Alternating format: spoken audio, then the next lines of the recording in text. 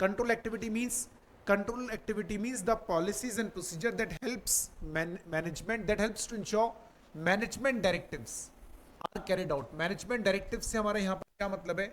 Management directive से हमारा मतलब यहां पर है, मैनेजमेंट डायरेक्टिव का मतलब वो जो पॉलिसीज है ना हमारी, policies and procedure of internal control system, उसी की बात कर रहे हैं, ठीक है। वो पॉलिसी प्रोसीजर को एक्चुअल में किस तरीके से हम लोग इंप्लीमेंट करते हैं, that is called as control activities.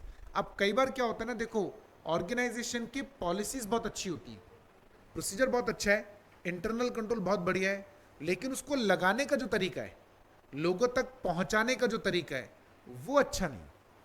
आपने एम्प्लॉयज को, देखो क्या ना, समझाने की बात होती है, एम्प्लॉयज को वैसे ही समझाना होता है जैसा वो समझते हैं। आप जाकर अगर टशन में बात करोगे ना, तो मजदूर किसी की नहीं सुनता भाई साहब। आप देखो, मैं आपको बताता हूं, घर पे मजदूर कभी काम करे ना, आपके घर पे मजदूर काम कर रहा है, दिन में एक बार आप उसके साथ बैठ के चाय पी लो, आप उसको अपने साथ बैठा लो, आपके साथ बैठेगा, चाय पिएगा। शाम को अगर आपने उसको ये बोला ना कि यार ये छोटा सा काम है आधे घंटे का, कई बार होता है ना काम कुछ और चल रहा है घर में, कहीं छोटी टूट फूट हो गई, यार जो भी पैसे बनते हो वो ले लेना। अरे बोले यार बाबूजी आपसे पैसे लूंगा क्या यार, आप तो बताओ ना क्या काम है। अच्छा अब आप वो मत करो, टशन तो आपके पूरे हैं, राइट, उसको चाय वहां पी रहा है और आप यहां पी रहे हो, बात आप उससे सीधे मुंह से नहीं करते। शाम को आपने उसने बोला कि यार अर्जेंट काम है, शाम को रुक के जाना है, एक्स्ट्रा काम करना है, मरे ही नहीं करे, करवा के दिखा दो आप। भाई साहब वो नहीं सुनता किसी भी ठेकेदार इंजीनियर की, किसी से मतलब नहीं। आपने कहा डबल पैसे देंगे, पैसे नहीं चाहिए, डबल तो छोड़ ट्रिपल भी नहीं चाहिए, नहीं करूंगा मतलब नहीं करूंगा, नहीं करेगा। शाम को 5 बजे के बाद अगर आपने बोल दिया कि आज इस काम को फिनिश करना है तो थोड़ा रुक जाओ, लेट तक डबल सैलरी ले लेना, लेकिन नहीं।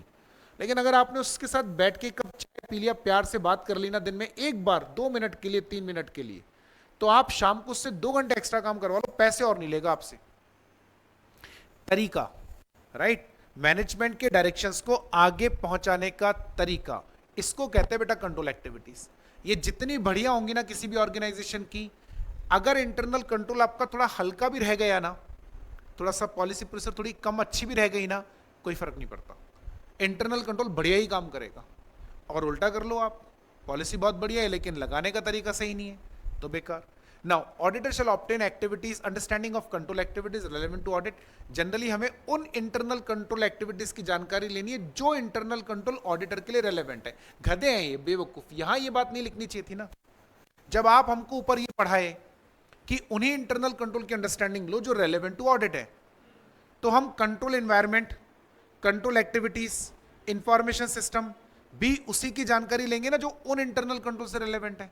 हम उन कंट्रोल एक्टिविटीज की बात ही क्यों करेंगे जो उन इंटरनल कंट्रोल से जुड़ी हुई हैं जिनको हमने रेलेवेंट माना ही नहीं, राइट। तो वो वैसे ही बेकार, इसका कोई यूज ही नहीं है।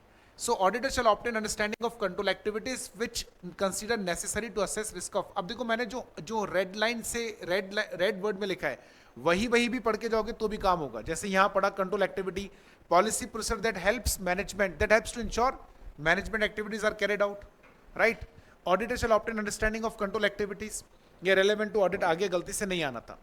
Control activities relevant to audit includes, right, कौन कौन सी एक्टिविटीज है जो ऑडिट से रेलेवेंट है, क्या ये पॉइंट नहीं, जब ये वाला काट दिया तो इस पॉइंट की कोई खास नीड है भी नहीं, इसलिए देखो इसको लिखा भी ब्लू से है, राइट। क्या क्या, जैसे परफॉर्मेंस रिव्यू, क्या मैनेजमेंट अपने एम्प्लॉयज का परफॉर्मेंस रिव्यू करता है क्या, information processing, physical control, segregation of duties, याद रहे तो ठीक, नहीं तो छोड़ देना, कुछ काम का नहीं है, ठीक है। आगे आओ, last but most important component called as monitoring of controls. ये बहुत इंपॉर्टेंट है। कई बार सब अच्छा होता है, सब बढ़िया, शुरू से एंड तक आपने अपनी पढ़ाई बहुत अच्छी करी, सब बढ़िया, फिर भी फेल हो गए। पर वो क्यों फेल हो गए? क्योंकि आपने एक फैक्टर पे फोकस नहीं करा, कॉल्ड एज मॉनिटरिंग। आपने खुद की मॉनिटरिंग नहीं करी, ठीक है ना, खुद ही असेस नहीं करा कि हम जो पढ़ रहे हैं वो हमें याद कितना हो रहा है, खुद ने ही असेस नहीं करा कि जो हम पढ़ रहे हैं वो हम एग्जाम में। इसलिए मैंने आपको ध्यान है पहले दिन एक बात कही थी जब हम चालू किया था हमने, उसके बाद मैं अब तक 2 बार रिपीट कर चुका, चौथी बार रिपीट कर रहा हूं। आप यहां जो पढ़ते हैं ना बेटा, यदि आप इसे पढ़ते हैं, आपको पढ़ने में बड़ा मजा आया, मेरा पढ़ाया में बड़ा अच्छा लगा, आपको समझ में भी अच्छा आया, और आपने लगा कि यार हमारा पर्पज सॉल्व हो गया, मतलब हमें ऑडिट पढ़ने में मजा आ गया। मजा नहीं लेना होता है, मजा नहीं। आपको मेरा पढ़ाया हुआ कितना अच्छा समझ में आ रहा है इससे कोई फर्क नहीं पड़ता। मैं कितना अच्छा पढ़ाता हूं इससे कोई फर्क नहीं पड़ता, आप कितना इंटरेस्ट के साथ पढ़ रहे हैं इससे भी कोई फर्क नहीं पड़ता। फर्क इस बात से पड़ता है कि ये जो हमने पढ़ा ये आप एग्जाम में रिप्रोड्यूस कर पाएंगे क्या। फर्क इस बात से पड़ता है कि डे बिफोर एग्जाम क्या मैं ये पढ़ पाऊंगा। पॉइंट नंबर 2, क्या मैं इसे पढ़ के याद रख पाऊंगा। पॉइंट नंबर 3, मोस्ट इंपॉर्टेंट, क्या इसको पढ़ने के बाद इस पर जो सवाल आएगा मैं उसका आंसर दे पाऊंगा या नहीं। अगर आप ये तीनों को ध्यान में रखकर अपनी तैयारी नहीं कर रहे हैं ना, तो ये जो भी हम कर रहे हैं ये सब बेकार, ये सब बेकार। समझ गए आप। और आप में से कोई भी बच्चा ये शायद मैं जम सकता हूं नहीं कर रहा, यानी जब आप ये टॉपिक पढ़ रहे होते हो ना तब आपके दिमाग में आता ही नहीं कि यार किस तरह का सवाल आएगा।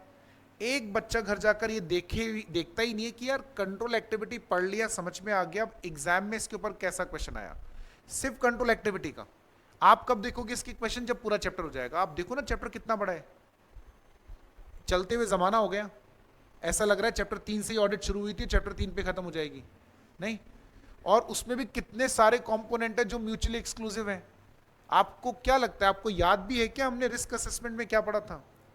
आपको याद ही नहीं होगा। आपको ये याद नहीं होगा इंटरनल कंट्रोल, तो मैंने आज रिकॉल करा दिया इसलिए आपको रिकॉल आ गया। तो आप सोचो सारे क्वेश्चन एक साथ कैसे करोगे।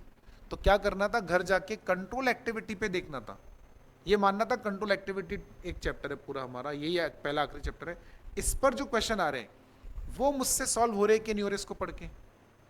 वो नहीं हो रहे तो मुझे बताओ मैंने इस टॉपिक को कितना अच्छा पढ़ाया, मैंने इसके नोट्स कितने अच्छे बनाए, मैंने इसको कितना अच्छे से समझाया, क्या फर्क पड़ता है? सब बेकार हो गया ना, वो यूजलेस ही है वो तो सारा का सारा, राइट। इसीलिए monitoring is very important, monitoring is very important, right. खैर, तो अब ऑर्गेनाइजेशन में भी हम क्या करते हैं, हम ये देखते हैं कि ऑर्गेनाइजेशन अपने इंटरनल कंट्रोल्स की मॉनिटरिंग कैसे कर रहा है। क्या वो अपने इंटरनल कंट्रोल्स की कंटिन्यूअस मॉनिटरिंग कर रहा है या नहीं। और अगर नहीं कर रहा तो इसका मतलब उसके इंटरनल कंट्रोल ज़्यादा इफेक्टिव नहीं होंगे। ठीक है, एक बात तो देखो, मॉनिटरिंग का मतलब क्या है, द प्रोसेस, क्या पढ़ाऊँ इसके अंदर, ऐसा कोई भी प्रोसेस जिससे हम अपने इंटरनल कंट्रोल की इफेक्टिवनेस को असेस करते होंगे। ये देखना कि हमारे इंटरनल कंट्रोल्स अच्छे हैं या नहीं, ठीक है, जैसा वो परफॉर्म करने चाहिए थे वैसा परफॉर्म कर रहे हैं या नहीं कर रहे, इसको असेस करना इज मॉनिटरिंग। आपकी क्लास टेस्ट होते ना, इज मॉनिटरिंग, राइट, वो मॉनिटरिंग ही तो है। So what is monitoring, it's a process to assess effectiveness of internal control. अगर ये याद ना हो तो भी घबराना मत, कुछ भी लिख कर आ जाना, मतलब it is a method to assess operating effectiveness of internal control. It is a process used to evaluate whether internal controls are operating as planned up. It is a process used to find out whether internal controls are good or not, they are effectively working or not. जो तुम्हारा मन करे वो लिख, मतलब मन जो करे से मतलब इससे रिलेटेड है ना, हाँ, कहीं कुछ भी चिपका कर आ जाओ, ऐसा नहीं। Now what an auditor shall do, auditor shall obtain understanding, ये काम का नहीं है तो बहुत छोटा सा है। आपको उन सारी मॉनिटरिंग एक्टिविटीज की जानकारी लेनी है जो एंटिटी ने लगाई है। Auditor shall obtain understanding of major activities that entity uses to monitor internal control over financial reporting. हमने कौन से इंटरनल कंट्रोल को रेलेवेंट माना था, फाइनेंशियल रिपोर्टिंग इंटरनल कंट्रोल को, तो उन्हीं के मॉनिटरिंग की एक्टिविटी देखेंगे ना। Major activities that entity uses to monitor internal controls की जगह आप क्या लिख सकते थे, रेलेवेंट टू ऑडिट। जो इंटरनल कंट्रोल्स ऑडिट के लिए रेलेवेंट है उनकी मॉनिटरिंग के लिए एंटिटी कौन कौन सी एक्टिविटी लगाई वो आपको देखना है, राइट। इसमें याद क्या करोगे यार, इन दोनों में याद क्या करना है। मॉनिटरिंग मतलब वो activities which are used by management, auditor नहीं करता मॉनिटरिंग, ये ध्यान रखना, कहीं आप ये लिख कर आ जाओ activities used by auditor to monitor. Auditor monitoring नहीं कर रहा है, मॉनिटरिंग करने का काम एंटिटी का है। हम तो ये चेक कर रहे हैं कि वो मॉनिटरिंग कर रहे हैं या नहीं कर रहे, और कर रहे हैं तो कितना अच्छा कर रहे हैं। So monitoring means process used by management, ठीक है, to evaluate, right, effectiveness of internal controls, right. And what auditor should do, he should obtain understanding of those activities which are implemented by management for monitoring of internal controls relevant to audit, ठीक है। ये बात समझ में आ गई अच्छे से? यहां तक कोई दिक्कत, कोई confusion? Good. Now what is the benefit of, अब बकवास पढ़ा रहे हैं हमको ये, what is the benefit of monitoring of controls? अरे बेनिफिट बस इतना सा है, इंटरनल कंट्रोल को टाइम से मॉनिटर कर लोगे तो उसके अंदर जो कमियां है वो टाइम से पता चल जाएंगी, कमियां टाइम से पता चल जाएंगी तो कमियों को टाइम से सुधार लेंगे। Monitoring of internal control helps in timely detection of weakness of internal control, so timely correction of internal control. अब किसी भी एंटिटी का इंटरनल कंट्रोल जितना अच्छा है, राइट, उसका मॉनिटरिंग जितना अच्छा है, वो इंटरनल कंट्रोल ऑटोमेटिकली इफेक्टिव हो गए। ठीक है, देखो इट हेल्प्स, ये ऑडिटर के लिए नहीं है बेटा, ये मैनेजमेंट के लिए है।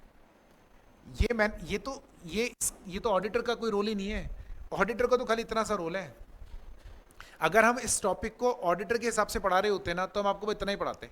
तो 1 2 3, ये तीनों ऑडिटर के लिए नहीं है, राइट। ये तो हम आपको बता रहे मॉनिटरिंग का मतलब क्या है, मॉनिटरिंग का फायदा क्या है, मॉनिटरिंग कैसे होती है। ठीक है, ये है मॉनिटरिंग का मीनिंग, ये है मॉनिटरिंग का बेनिफिट, ये है कैसे करते हैं। ऑडिटर का तो एक छोटा सा काम है, ऑडिटर को एंटिटी के द्वारा जो मॉनिटरिंग एक्टिविटीज लगाई गई हैं उनकी अंडरस्टैंडिंग लेनी है, सिंपल। आ गई बात समझ में? यहां तक कोई दिक्कत, कोई परेशानी? पक्का? श्योर? गुड। नाउ तो it helps to assess effectiveness of controls on timely basis and taking necessary remedial actions. ठीक है, now let's talk about the monitoring का तरीका क्या रहेगा, like how management do monitoring. तो मॉनिटरिंग करने के मैनेजमेंट के पास 2 तरीके, पहला ऑनगोइंग, सेकंड सेपरेशन और सेपरेट एक्टिविटीज। ये तो बेकार है, कॉम्बिनेशन है जी, इन दोनों को लगा दिया मिला के, ये पढ़ना ही नहीं है, ये दोनों ही पढ़ना, और ये तो बहुत आसान है इसलिए इसमें कुछ नहीं पढ़ना। कैसे करेंगे मॉनिटरिंग? मॉनिटरिंग आप किस चीज की कर रहे हो? इंटरनल कंट्रोल की। कौन कर रहा है? मैनेजमेंट। तो जिस एक्टिविटी का मॉनिटरिंग कर रहे हो उस एक्टिविटी के साथ ही लगा दो ना इंटरनल कंट्रोल। नहीं समझे? आपने टैली में जनरल एंट्री के टैली बनाया, सॉफ्टवेयर बनाया, ये जनरल एंट्री करे, ठीक है। टैली के अंदर हमने एक इंटरनल कंट्रोल डाला कि टैली में कोई भी एंट्री में डेबिट क्रेडिट का अमाउंट मिसमैच ना हो, ठीक है। तो हमने एक इंटरनल कंट्रोल डाला। क्या इंटरनल कंट्रोल डाला? जितना डेबिट में होगा क्रेडिट में उतना ही होना चाहिए, वरना एंट्री आगे नहीं बढ़ेगी।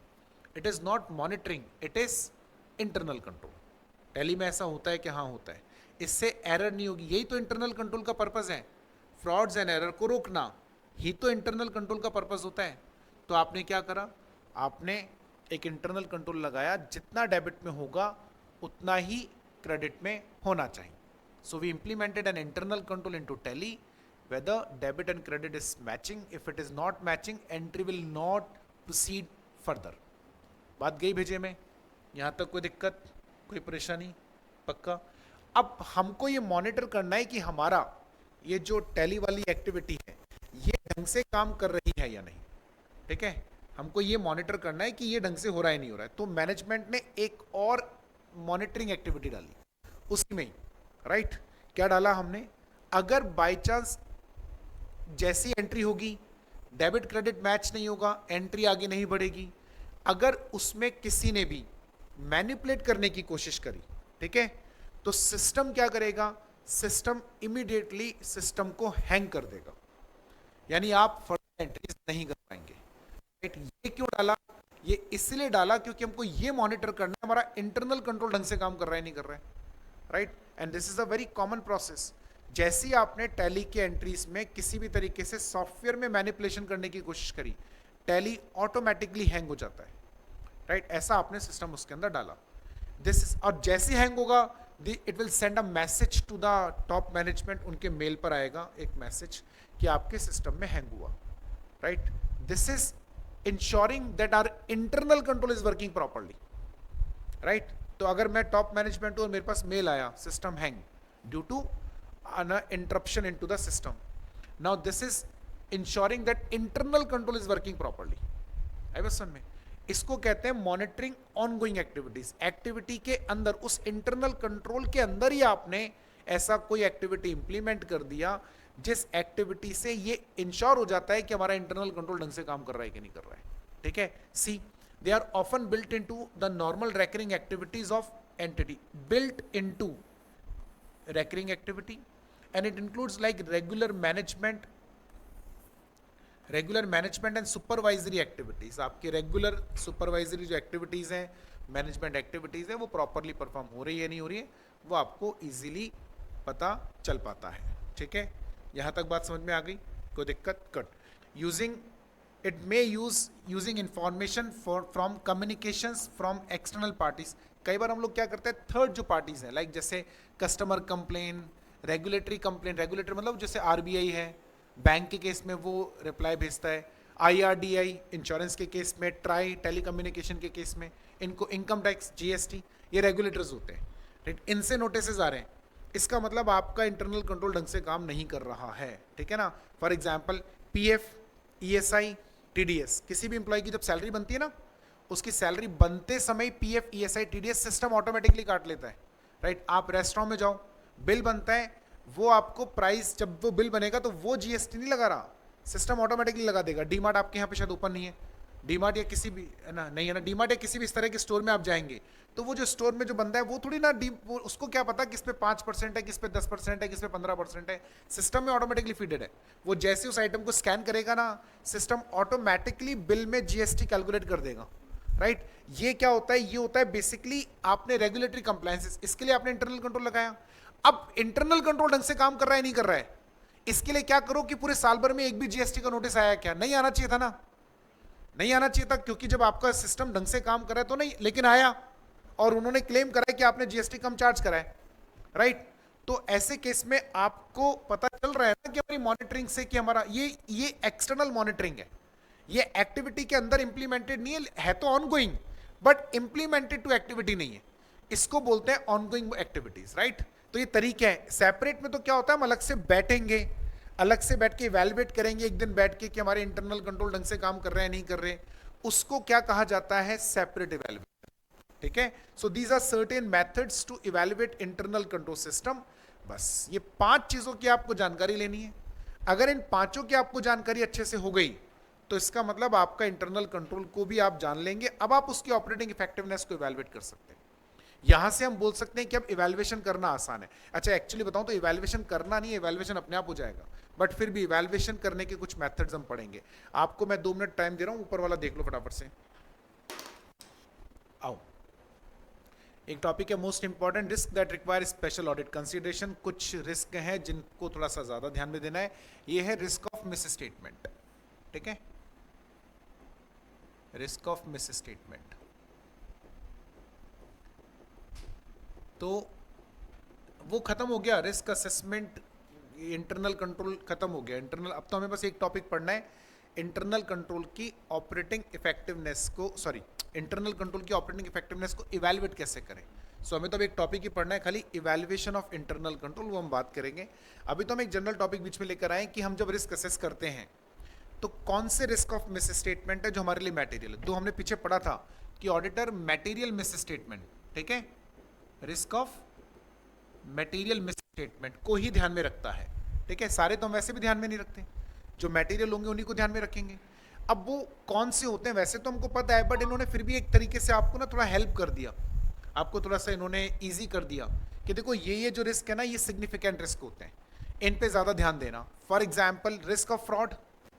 अब बताओ किसी आइटम में अगर आपको रिस्क ऑफ, और वो भी रिस्क ऑफ मिस स्टेटमेंट भी रिस्क ऑफ फ्रॉड है, तो उसको सीरियस ही मानोगे ना यार, उसको आप इग्नोर कैसे कर सकते हो। यानी अगर किसी आइटम में हमें लगता है 100 रुपए का मिस स्टेटमेंट होगा, बट इस 100 रुपए का मिस स्टेटमेंट फ्रॉड से होगा, ठीक है, तो ये रिस्क आपके लिए मटेरियल है। किसी आइटम में 1000 रुपए का मिस स्टेटमेंट हो सकता है, पर वो एरर की वजह से होगा, तो आपके लिए इंपॉर्टेंट नहीं है, उसको आप इग्नोर कर सकते हो, वो आपके ऊपर डिपेंड करता है। इसलिए इन्होंने बोला कि रिस्क ऑफ फ्रॉड को तो हमेशा आप क्या मानो, मटेरियल मानो, सिग्निफिकेंट मानो, ठीक है ना, उसको हमेशा आपको प्राइमरी इंपॉर्टेंस पे रखना है। आ रही बात समझ में। Second, whether risk involve significant transactions with related parties. देखो बेटा, रिलेटेड पार्टी का कॉन्सेप्ट हमारे लॉ में आएगा, बट मैं वैसे ही समझा देता हूं क्योंकि रिलेटेड पार्टी बहुत इंपॉर्टेंट कॉन्सेप्ट है। रिलेटेड पार्टी का मतलब होता है ऑर्गेनाइजेशन के जो ओनर्स हैं, जो टॉप मैनेजमेंट के लोग हैं, उनके साथ जो ट्रांजैक्शन होते हैं उनको बोलते हैं रिलेटेड पार्टीज ट्रांजैक्शन। ठीक है, अब होता ये कि उन लोगों के साथ जब ट्रांजैक्शन होता है ना, तो एक चांस है उन्हें फायदा देने के लिए एंटिटी का नुकसान करा दिया हो। जैसे मान लीजिए मैं किसी कंपनी का एमडी हूं, हमारी कंपनी जो रॉ मटेरियल खरीदती है उसको सप्लाई करने वाली जो फर्म है उनमें से एक फर्म वो भी है जिसमें जो मेरी वाइफ की फर्म है ना, जिसमें मेरी वाइफ पार्टनर है। अब उस फर्म का जो भी बेनिफिट वो उसका बेनिफिट, जो भी नुकसान वो उसका नुकसान, ऐसे ही होगा। तो हमने उस फर्म के साथ जब डील करा तो उस फर्म से हमने वो रॉ मटेरियल महंगा खरीदा, क्योंकि इस कंपनी की तरफ से हाँ कहने वाला कौन, मैं, ठीक है। उसको ज्यादा बेनिफिट मिलेगा तो उस पार्टनर को भी, मतलब मेरी वाइफ को भी ज्यादा बेनिफिट मिलेगा, तो आएगा तो घर में ही, राइट। तो मैंने कहा ये कंपनी तो साला क्या, अपन एमडी तो है, अपना बिजनेस थोड़ी ना है, ये तो किस कैशियर होल्डर का है, डूबे तो डूबे साली, कल बंद हो आज बंद हो, अपने क्या लेना देना। तो जो माल बाजार में 50 रुपए का मिल रहा है वो अपन ने 60 रुपए में खरीदा, राइट, 10 रुपए एक्स्ट्रा बेनिफिट गया। This is a possibility. ऐसा नहीं है कि ईमानदार लोग नहीं होते, ईमानदार भी होते, अपन नहीं तो क्या हुआ, बाकी तो होते ही है ना, नहीं। अब उन्होंने ऐसा नहीं करा, लेकिन एक पॉसिबिलिटी तो है। तो किसी ट्रांजेक्शन में अगर रिलेटेड पार्टी के साथ ट्रांजेक्शन है उसको हमेशा आप सिग्निफिकेंट ही मानो, राइट। रिलेटेड पार्टी के साथ ट्रांजेक्शन को हमेशा सिग्निफिकेंट ही मानना है। और देखो, risk is related to recent significant changes of economic, accounting और other developments like changes in regulatory environment. क्या बोल रहा है, risk is related to the recent significant changes. मैंने आपको एक बहुत बार बताया टॉपिक, 2014 में जब कंपनीज एक्ट 2013 आया तो 2 साल में हम लोगों ने ऑडिट में कितना, और उस साल ऐसा था कि हम लोग साला हर आइटम को रिस्क मान रहे थे, क्योंकि पता ही नहीं चल रहा था कि किस आइटम में कहां से कंपनीज एक्ट का कौन सा प्रोविजन फिट बैठ जाएगा, वो आइटम कब कहां सिग्निफिकेंट हो जाएगा पता ही नहीं है। यानी जिसको हम लोग सिग्निफिकेंट नहीं मान रहे, and due to the change in the law there is a possibility कि उस आइटम में जीएसटी आया। उस साल देखो ना कितनी भसड़ मची। हमने अपनी पूरी आर्टिकलशिप, अपनी पूरी प्रैक्टिस वैट के दम पे जमाई, वही सीखा हमने आर्टिकलशिप में, उसी में प्रैक्टिस करी। अब सोचो यार, हमें तो चलो फिर भी ज्यादा साल 2005 से 2016, राइट, कितने हुए, 10 एक साल ही हुए। हमने 10 साल वैट में काम करा। जो लोग 40-40 सालों से वैट में या सेल्स टैक्स में काम कर रहे थे, सडनली जीएसटी आ जाता है, राइट। जीएसटी का हाल ये कि आज भी जीएसटी के लोगों को खुद को क्लियर नहीं है कि जीएसटी चाहता क्या है। आप हंस रहे हो, मैं सच कह रहा हूं, अभी भी ऐसा होता है, कई बार नोटिस आता है, हम ही कंफ्यूज, हम कहां जाएंगे, जीएसटी डिपार्टमेंट, वहां पे जाके पूछते हैं कि सर इसका क्या करना, बोले यार अभी तो हमें ही क्लियर नहीं है। अभी तो मतलब 9 साल हो गए जीएसटी आए हुए, वो कह रहे हैं अभी तो हमें भी क्लियर नहीं है। तो कब होगा भाई, तुम्हारे और हमारे जाने के बाद? नहीं। अब बताओ ऐसे केस में कैसे रिस्क लें? तो उन ट्रांजेक्शन्स को हमेशा सिग्निफिकेंट ही माना जाना है। कॉम्प्लेक्सिटी ऑफ द ट्रांजेक्शन, अगर कोई ट्रांजेक्शन बहुत कॉम्प्लेक्स है, ठीक है, कोई ट्रांजेक्शन अगर बहुत कॉम्प्लेक्स है, कोई ट्रांजेक्शन अगर बहुत ऐसा है जिसमें डिफिकल्टी है, ठीक है, तो उस ट्रांजेक्शन में हमेशा आपको सिग्निफिकेंट मानना ही है। देखो, कॉम्प्लेक्स ट्रांजेक्शन का मतलब है, जैसे फॉर एग्जांपल अगर किसी ट्रांजेक्शन के अंदर मल्टीपल एक्सपोर्ट इंपोर्ट के ट्रांजेक्शंस होते हैं। एक्सपोर्ट समझते हो ना, एक नॉर्मल सेल्स और एक एक्सपोर्ट सेल्स, दोनों के जरा बिल को देखना आप। नॉर्मल सेल्स का एक पेज का बिल होता है, एक्सपोर्ट सेल का एक पूरी फाइल बनती है बिल की।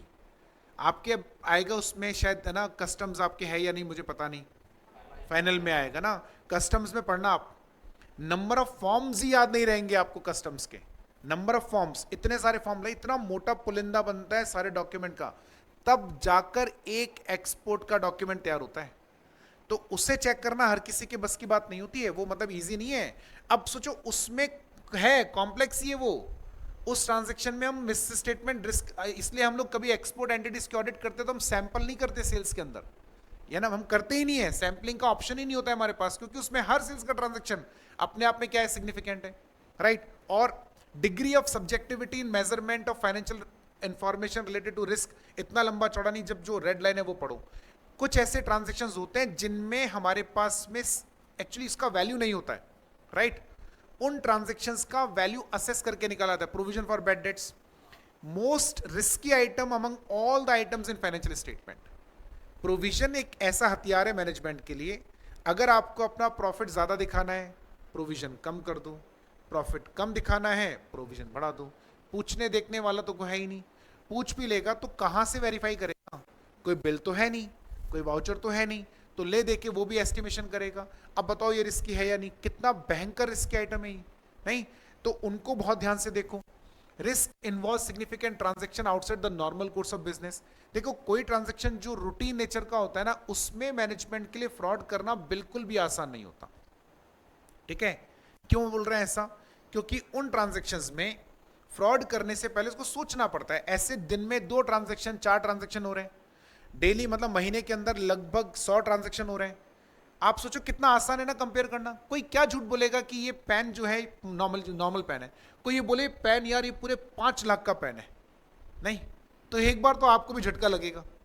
क्यों यार 5 लाख का पेन आता है, क्योंकि बोलता 50 रुपए का है, तो हम मान लेते हैं कि नॉर्मली 10-20 रुपए का पेन आता है, थोड़ा अच्छी क्वालिटी का 50 का होगा, और थोड़ा सा इसमें कोई बढ़िया सोने की पॉलिश हो रही है तो बोल रहा है 500 रुपए का, ये भी मान लेते 500 का है, 5000, 5 लाख क्यों बोल रहे हो आप? क्योंकि हमें पता है वो नॉर्मली कितने का होता है।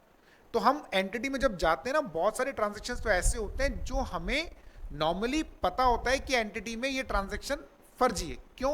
क्योंकि वो रेकरिंग है। बट सोचो कोई ट्रांजेक्शन ही नॉन रेकरिंग है, पहली बार हुआ है एंटिटी में, उस ट्रांजेक्शन को आप किससे कंपेयर करके ये मालूम करोगे कि ये ट्रांजेक्शन गलत है या सही है? तो जब कभी भी कोई नॉन रेकरिंग ट्रांजेक्शन दिखे ना, उस ट्रांजेक्शन को आपको ढंग से चेक करना ही चाहिए। ये एरियाज है जिनमें आपको रिस्क मिलेगा, और ये पॉइंट मोस्ट इंपॉर्टेंट है। वैसे तो वहां लिखा हुआ है, फिर भी मैंने ऐसे लिख दिया। कितने स्टार है इसके ऊपर? इसके ऊपर भी 4 स्टार है। ठीक है, 4 स्टार लगाओ।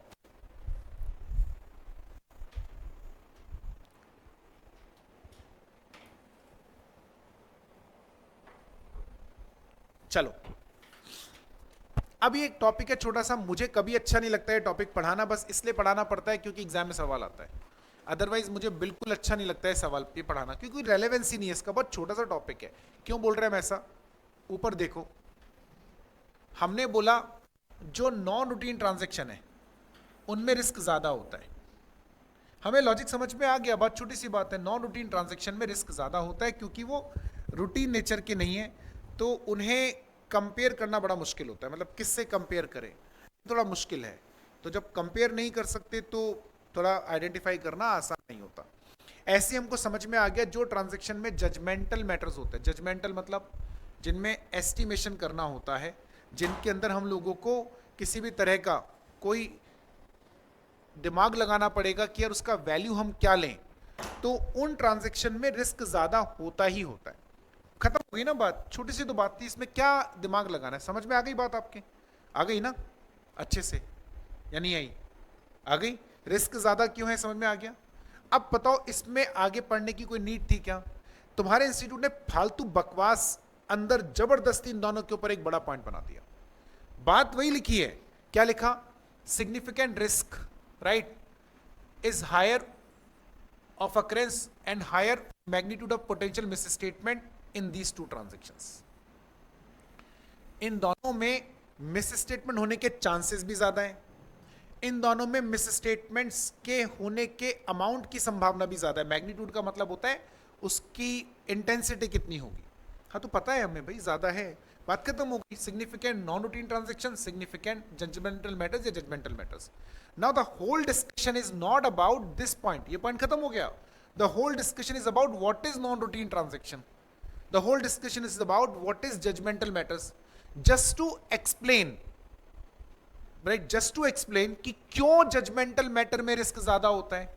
अब मालूम है होता ये टॉपिक क्यों बनते हैं?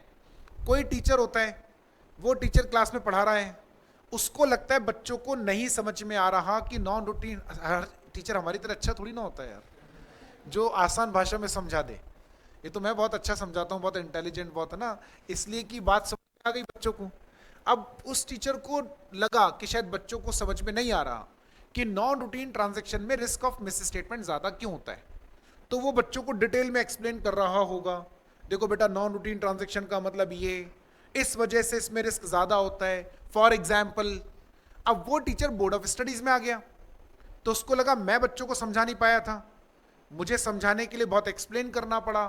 भाई को लगा इट इज कॉमन, तो भाई ने उसको यहां चिपका दिया।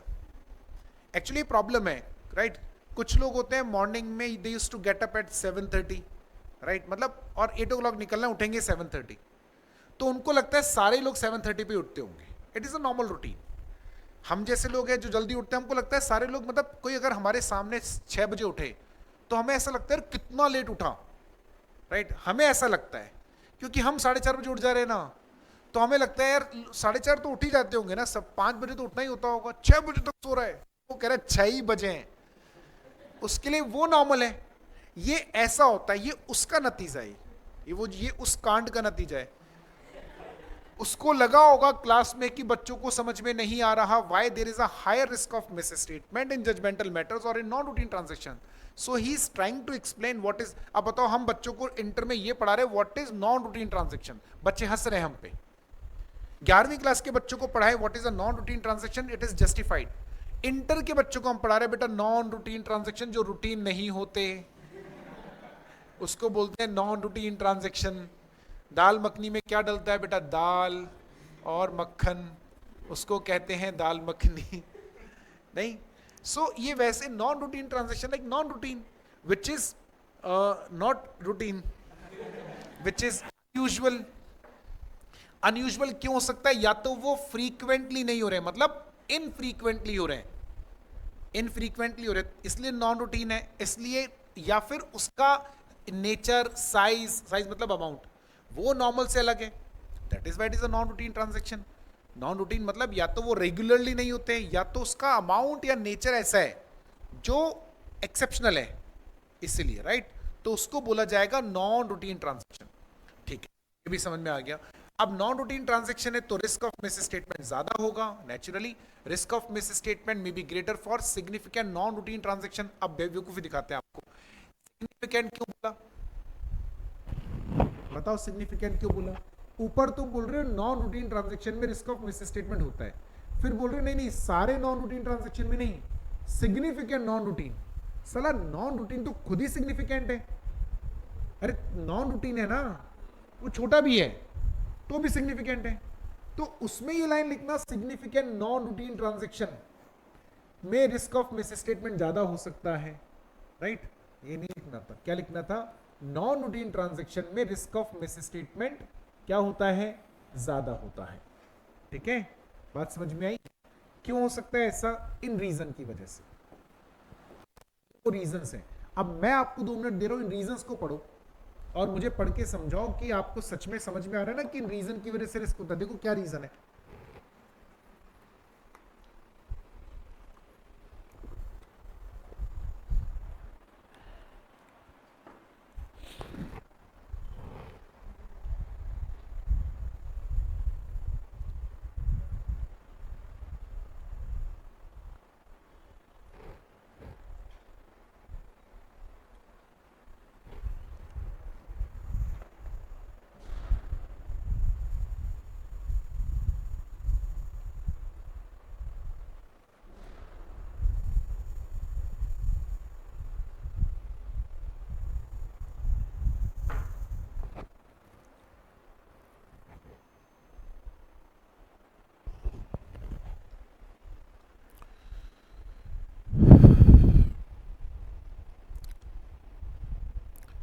कुछ आ रहा है समझ में या बस ऐसे रीड कर रहे हो। नहीं समझ में आ रहा है तो जबरदस्ती स्ट्रेस मत लो, मैं समझा दूंगा।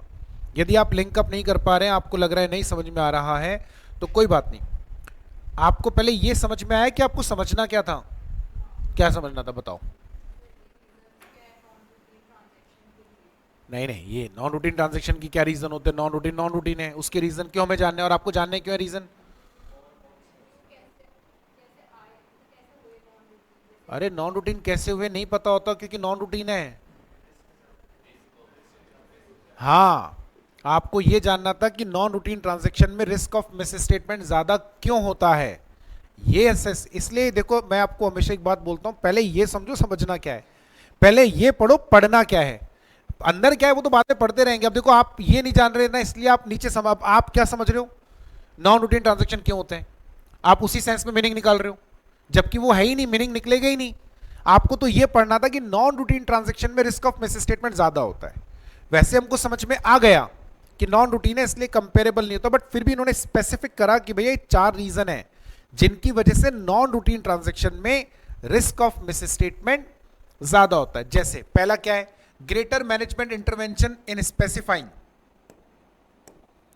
ठीक है, अकाउंटिंग ट्रीटमेंट। क्या मतलब, देखो नॉन रूटीन ट्रांजैक्शन है तो क्या होगा, नॉन रूटीन ट्रांजैक्शन होते ही अकाउंटेंट जो है ना वो थोड़ा सा परेशान हो जाएगा, किसकी एंट्री कैसे करूं, उसको समझ में नहीं आ रहा। जैसे फॉर एग्जांपल कोई एंटिटी पूरे साल भर में नॉर्मल सेल्स करती है, जिंदगी में कभी एक्सपोर्ट नहीं करा, अब सडनली पहला एक्सपोर्ट हुआ, अब अकाउंटेंट को समझ में नहीं आ रहा एंट्री कैसे करें। एक्सपोर्ट की एंट्री बहुत खतरनाक होती है, इजी नहीं होती, कस्टम ड्यूटी अलग करनी पड़ती है, सेस अलग करना पड़ता है, बहुत सारी चीजें होती है, इनपुट क्रेडिट एंड 50 चीजें, तो बड़ी कॉम्प्लिकेटेड से एंट्री होती है। अब अकाउंटेंट समझ में ही नहीं आ रहा, तो वो क्या करेगा बताओ, दौड़ा दौड़ा जाएगा मैनेजमेंट के पास। अब यहां मैनेजमेंट को एंट्री बतानी है, ट्रीटमेंट बताना है, लेकिन यहां मैनेजमेंट के हाथ में लग गया एक मौका। मौका क्या लग गया? मौका ये लग गया कि मैनेजमेंट अब फ्रॉड कर सकता है, क्योंकि अकाउंटेंट को तो पता ही नहीं है एंट्री कैसे करनी है, अकाउंटेंट को तो पता ही नहीं है। अब मैनेजमेंट में कोई बंदा है, उसको फ्रॉड करना है, ठीक है, उसके लिए आसान हो गया, क्योंकि अभी तो एंट्री बनेगी, हम ही तो बनाएंगे, क्योंकि अकाउंटेंट को तो आ नहीं रही, वो अपने हिसाब से एंट्री को मैनिपुलेट कर सकता है, राइट। तो ये एक पॉसिबिलिटी है कि नॉन रूटीन ट्रांजैक्शन में मैनेजमेंट का इंटरवेंशन आ जाता है। मैनेजमेंट बताएगा अकाउंटेंट को अकाउंटिंग ट्रीटमेंट कैसे करें, while doing that process he may include some fraudster activities और सम कुछ गलत एंट्रियां कर ले जानबूझ के। और क्या रीजन हो सकता है? Greater manual intervention for data collection and process. आपका जो सिस्टम है वो काम करता है रेकरिंग ट्रांजैक्शंस के लिए, राइट, वो सिस्टम अपने आप करता रहेगा, राइट। सिस्टम की सबसे खूबसूरत बात क्या होती है? सिस्टम अपने आप काम करता है, ठीक है, सिस्टम की सबसे खूबसूरत बात है सिस्टम अपने आप काम करता है। अब चूंकि सिस्टम अपने आप काम करता है ना, तो रेकरिंग के लिए करता है, नॉन रेकरिंग के बारे में सिस्टम को पता ही नहीं है। जैसे फॉर एग्जांपल आपका एंटीवायरस है, राइट, किसी दिन अगर आपके कंप्यूटर में कोई नया वायरस आ गया, एंटीवायरस काम नहीं करेगा, क्योंकि एंटीवायरस को उसके लिए तैयार ही नहीं किया गया। अब जो रेकरिंग वायरसेस होते थे उन सबको तो स्कैन कर लेगा वो, उनको सही भी कर लेगा, लेकिन जैसे कोई नॉन रेकरिंग वायरस आया सिस्टम काम करना बंद कर देगा, राइट। तो यही इधर होता है, जैसे ही कोई एबनॉर्मल ट्रांजैक्शन होता है उसको कैसे रिकॉर्ड करें, कैसे उसकी प्रोसेसिंग करें, उसके लिए सिस्टम में मैनुअल इंटरवेंशन करना पड़ता है।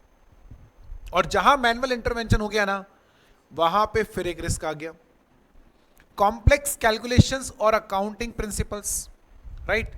चूंकि एबनॉर्मल ट्रांजैक्शन है तो थोड़ी कैलकुलेशन कॉम्प्लेक्स हो सकती है, and the nature of non routine transaction which may make it difficult for entity to implement effective controls। Internal control management लगाता है, कहां लगाता है? जहां मैनेजमेंट को रिस्क ऑफ मिस स्टेटमेंट दिखता है। रिस्क ऑफ मिस स्टेटमेंट कब दिखेगा? जब वो ट्रांजैक्शन हो रहे होंगे, कोई ट्रांजैक्शन हुआ ही पहली बार है नहीं, उसमें रिस्क ऑफ मिस स्टेटमेंट कैसे निकलेगा? तो उसके लिए मैनेजमेंट ने इंटरनल कंट्रोल नहीं लगाया होगा। कहां लगाया होगा? अब इंटरनल कंट्रोल है ही नहीं, तो ऑटोमेटिकली एक तो होता मिस स्टेटमेंट का रिस्क है, लेकिन इंटरनल कंट्रोल है, पीछे पढ़ा था ना हमने, इनहेरेंट रिस्क है लेकिन इंटरनल कंट्रोल है, इसलिए कंट्रोल रिस्क कम हो रहा है। बट अब यहां रिस्क है बट इंटरनल कंट्रोल नहीं, क्योंकि ट्रांजैक्शन ही नॉन रूटीन है। अब इंटरनल कंट्रोल नहीं है तो रिस्क ऑफ मिस स्टेटमेंट पहले ही था, बढ़ और गया। समझ गए आप मेरी बात? So these are certain reason why we do have high possibility of misstatements in non recurring transaction, ठीक है, नॉन रूटीन ट्रांजैक्शन, सॉरी, एक ही बात है। यहां तक बात समझ में आई?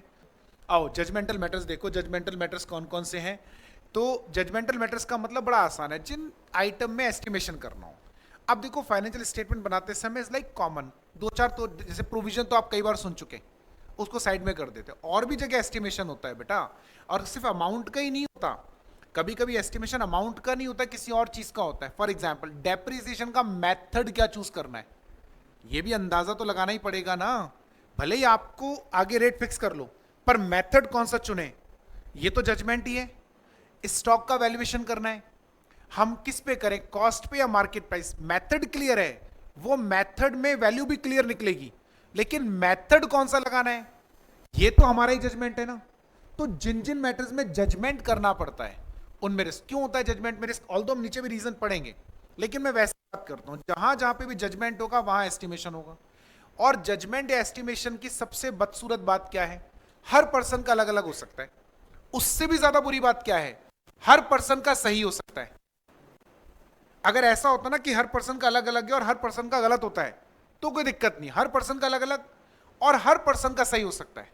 जैसे मुझे लगता है प्रोविजन बनना चाहिए 15,000, इसके लिए मेरे पास वैलिड रीजन है and I can convince you कि भाई क्यों ही 15,000 बनना चाहिए, और आप हो सकता है कन्विंस को भी जाए, पर भैया ने बोले नहीं यार इसमें तो 24,000 बनना चाहिए, एंड अगेन इसके पास भी वैलिड रीजन और इसके बाद भी आपको सही लगेगी। अब समस्या यह है कि यार कौन सा सही माने, तो तो जब कभी भी जजमेंटल मैटर्स आते हैं ना, जिसमें हमें एस्टिमेशन करना होता है, there is always called uncertainty. ये आएगा ही आएगा, इसका कोई इलाज नहीं। The word estimation is directly connected with uncertainty, right? So see, judgmental matters include development of accounting estimates for which there is a significant measurement uncertainty, right? इसमें कौन से मैटर आते हैं? इसमें वो मैटर आते हैं जिनमें एस्टिमेशन करना होता है, और जिनमें एस्टिमेशन करना होता है उसमें क्या आ जाती है? Measurement uncertainty. इसकी जो वैल्यू आएगी वो सही होगी या नहीं, ये अनसर्टेनिटी होती है। इलाज कुछ भी नहीं है, लेकिन इससे हो क्या जाता है? इससे रिस्क ऑफ मिस स्टेटमेंट बढ़ जाता है, ठीक है? कारण वैसे तो हमने पढ़ ही लिया, but accounting principles for accounting estimate और रेवेन्यू रिकॉग्निशन में भी सब्जेक्ट टू डिफरिंग इंटरप्रिटेशन। अब ये लाइन बड़ी कॉम्प्लिकेटेड सी है, राइट? पर इसका मतलब वही है, हर पर्सन का अलग अलग एस्टिमेशन होगा, क्योंकि हर पर्सन का जजमेंट अलग अलग होगा, क्योंकि हर पर्सन उसका जो इंटरप्रिटेशन निकालेगा वो अलग अलग निकाल रहा है। आई बात समझ में? ये होगा, बिल्कुल होगा, इसका कोई इलाज नहीं। So every person could have a different interpretation of the provision, क्योंकि स्पेसिफिक तो है ही नहीं। स्पेसिफिक ही होता तो हम ये पढ़ ही क्यों रहे होते हैं? जैसे आज आप और मैं सब जानते हैं debit what comes in, credit what goes out. आप इसका गलत इंटरप्रिटेशन निकाल के दिखाओ, आप निकाल ही नहीं सकते, राइट?